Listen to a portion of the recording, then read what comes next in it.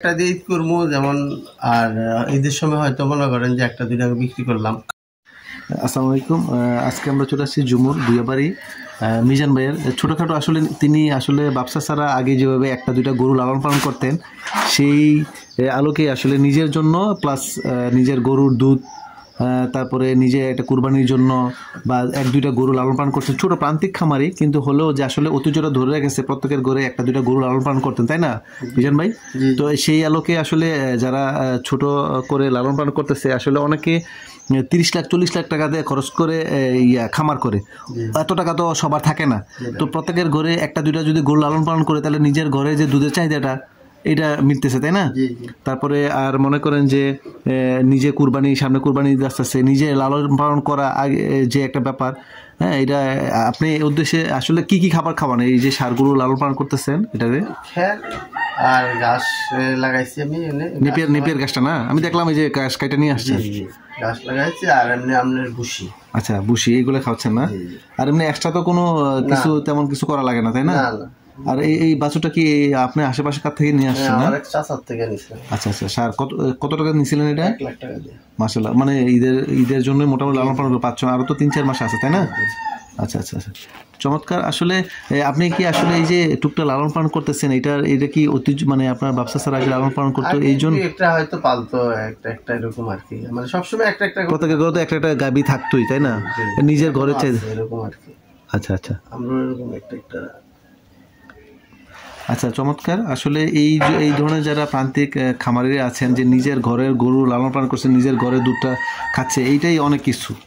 হ্যাঁ, সবাই আসলে বলে যে মানে কৃষিকাজ ছেড়ে দিয়ে সবাই, মানে আসলে এটা আসলে বাংলাদেশের জন্য বড় একটা খুবই খারাপ একটা দিক। কেউ গরু লালন পালন করতে চাচ্ছে না, তাই না? কিন্তু আপনাদের মতো যারা প্রত্যেকের ঘরে ঘরে দুইটা একটা গরু লালন পালন করতেছেন, দুধের চাহিদা মিটতেছে, তারপরে আবার মাংসের চাহিদাও মিটতেছে, তাই না? যে সময় গরু কিনা লাগে না, নিজের ঘরের থাকলো একটা আগে থেকে। হ্যাঁ, আর নিজের পালিত যে গরুটার যে কুরবানির যে আলাদা একটা আছে কিন্তু, তাই না? এটার প্রতি মায়া মহব্বত। কিনতে অনেক লাগে, যে হাঁটতে হয়, পছন্দ করতে হয়। হ্যাঁ হ্যাঁ, আগের থেকে পছন্দ করে কিনা রাখলে এরকম আর কি। যেমন গতবার আমি আমার গাভীর বাছুর দিয়ে আমি নিজে মাশাআল্লাহ, চমৎকার চমৎকার না। আর এই যে আর একটা জিনিস, আপনি আসলে ইসলামিক চিন্তাতে আপনি দেখেন, আপনি নিজে লালিত পালিত যে গরুটা কুরবানি দিবেন, এটার মধ্যে যে মায়া মহব্বত আছে, বাজারে কি ইয়াটা কিন্তু আপনার সেরকম নাই। আপনি এটা অনেক সময় অনেক ভালো পড়ে না অনেক সময়। হ্যাঁ, এটাও ঠিক। এটার পাশাপাশি আপনি এমন গাভী লালন পালন করতেছেন, তাই না? জি, গাভী আছে, আবার ছোট্ট আবাল কিনছিলাম 2টা। আচ্ছা আচ্ছা। আসলে নিজের চাহিদার জন্য নিজের ঘরের যে দুধটা খাচ্ছেন, এটাই হচ্ছে আসল, তাই না? অনেকেই আসলে আগে কিন্তু ব্যবসা ছাড়া দুইটা একটা গরু প্রত্যেকের গরু বাবা ঘরেতে থাকতো, তাই না?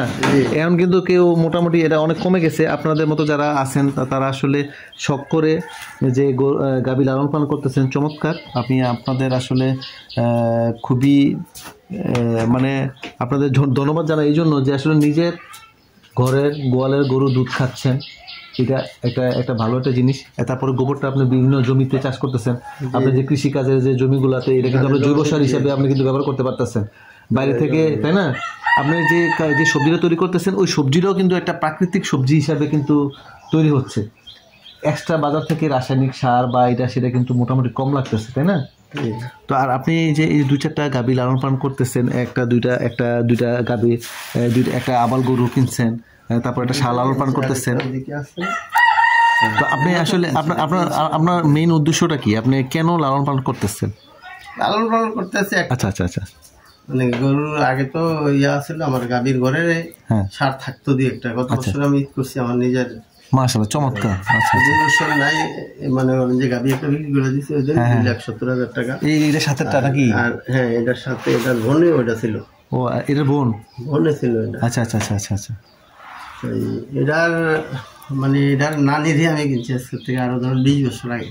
ও আচ্ছা, এটা নানি। এরপরে এটার মা ছিল, এটার মারে বিক্রি করছি, তা হয়ে গেছে 4-5 বছর। আচ্ছা আচ্ছা আচ্ছা।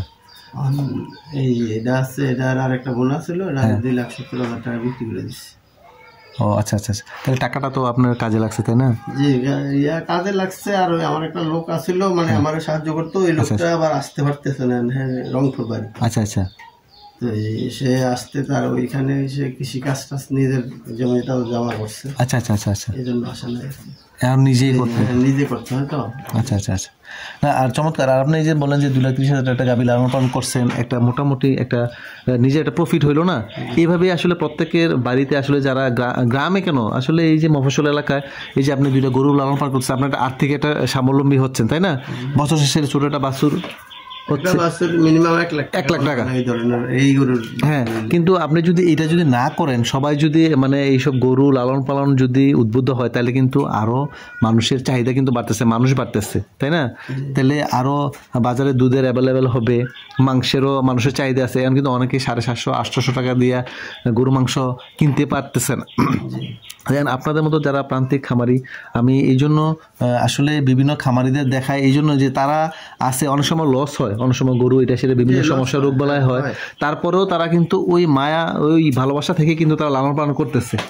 আজকে লস হয়েছে, সামনে লাভ হবে। আমি দুইটা আরেকটা আছে ওইদিকে অসুস্থ দোনোটা কিনে আনছি, যা 1 সপ্তাহ মানে 10-11 দিন। কোন বাজার থেকে নিছেন? এটা আমার বামনবাড়ির কুড়ির থেকে আনছি। ওই কুড়ি বুঝছি, আমি আমাদের এখানে তো আর আবার লোটে না। আচ্ছা আচ্ছা আচ্ছা, আপনার 1,75,000 পড়ছে দুইটা 1,75,000। তাহলে আর দোকানে 16 8,80,000 85,000 বেশি পড়ছে, এটা 80 মতো পড়ছে। ওটা একটু ছোট ওইটা না? আচ্ছা আচ্ছা, ওটা একটু অসুস্থ, আলাদা এক জায়গায়। ওটা কি ওই যে পায়ের যে পুরোটা? কালকে ডাক্তার আনছিলাম। আচ্ছা, এটা কি আনার পর আলাদা রাখছিলেন, দেখছিলেন ওই সময়? আলাদা আমি 1 সপ্তাহ রাখছি। আচ্ছা আচ্ছা আচ্ছা, এই যে চমৎকার, আপনার ভালো অভিজ্ঞতা আছে। হ্যাঁ, 1 সপ্তাহ আনছি, ভালো দেখলাম। হ্যাঁ, দেওয়ার পরে আনার পরে এই গত দিন সমস্যার সাথে সাথে ডাক্তার আনছি। আচ্ছা আচ্ছা, ডাক্তার আনার পর ওষুধ দিচ্ছে। কি ওষুধ দিচ্ছে আসলে? এই যে সমস্যা করছে, ইঞ্জেকশন করছে না? ইঞ্জেকশন আরো আছে। হ্যাঁ, আর কয়বার দিচ্ছে, কিভাবে দিচ্ছে? আর এগুলো 2টা ইঞ্জেকশন দিচ্ছে। হ্যাঁ, 48 ঘন্টা পর আবার একটা দিন আর কি। আচ্ছা, কত টাকা 2টা ইঞ্জেকশন? ইঞ্জেকশনটা মানে বেশি দামি না, এটা কত জানি আমি ওষুধ লেখাটা খেয়াল করি না, আমি তো অন্য ওষুধ সহ নিয়ে আসছি। আচ্ছা আচ্ছা, আর এই লেগে এগুলারে আবার ওই সারের ইয়া দিছে আপনার একটা খুরা রোগের জন্য। আচ্ছা আচ্ছা, যাতে আবার ওইটা যাতে না ধরে, আগে দিয়ে দিছে, তাই না? না, এটা হ্যাঁ এখন দিয়ে দিচ্ছে। এটা জনাইয়া দেখছে যে আলাদা করে আমরা ভ্যাকসিনটা দিয়ে দিছে আর কি। আচ্ছা আচ্ছা আচ্ছা, মানে মোটামুটি সবগুলারে এটা বাছুরে দিচ্ছেন না? হ্যাঁ, সবগুলোই দিয়ে দিছে। এটারও দিছি, ওই 60টারও দিছি, এটা যেটা অসুস্থ। আচ্ছা, এটারে দিছে অন্য ইনজেকশন। ও আচ্ছা আচ্ছা, এই যে চমৎকার একটা জিনিস আপনি দেখেন, আপনার কাছে আসছি, অনেক খামারে আছে হুট করে দেখছে যে এটা বাজার থেকে একটা গরু আছে, একসাথে মিক্স করে ফেলে। আপনি কিন্তু আলাদা রাখছেন, রাখার পরেও কিন্তু এই সমস্যাটা ধরা খাইছে, তাই না? এটাও একটা কিন্তু শিক্ষণীয় বিষয় আছে। প্লাস এবং আপনি ওটা আলাদা রাখছেন, ওটারে কিন্তু ভ্যাকসিন, ওই ভ্যাকসিন না, এটা হলো রোগের এখন যেটা সমস্যা সমাধানের জন্য, আর এটা হলো প্রতিরোধক হিসেবে। এখন বাকিগুলোরও কিন্তু আপনি দিয়ে দিচ্ছেন, না সমস্যা হয়। চমৎকার, এটা থেকে আপনার শিক্ষণীয় বিষয় আমরা পাইলাম যে আসলে একটা হইলে বাকিগুলোর জন্য চিকিৎসার আওতায় নিয়ে আসা, তাই না? নাহলে আবার একটা থেকে আরেকটা যে ছড়া, এটা কিন্তু মানে ছোঁয়াশে আছে এইরকমই। সো এই যে একটা জিনিস আজকে আপনি ইয়া করলেন, তো আচ্ছা ঠিক আছে, আশা করি আপনি ওইভাবে ইয়া নিচ্ছেন, টেক কেয়ার করতেছেন, নিজে পরিষ্কার করে রাখতেছেন, নিজে দেখাশোনা করতেছেন, যেহেতু আরেকজন লোক নাই আপাতত। ধন্যবাদ বিশান ভাই, আপনার খামারে এসে আজকে আপনার সাথে কথা বললাম। আপনি মোটামুটি আবার একটা ইয়াও করছেন না, পাত্র বানাইছেন নিজেই, ওই জন্য খাবার টাবার এনে ঘাস টাস এগুলো দিতেন। আচ্ছা ঠিক আছে মিজান ভাই, ধন্যবাদ, আসসালামু আলাইকুম।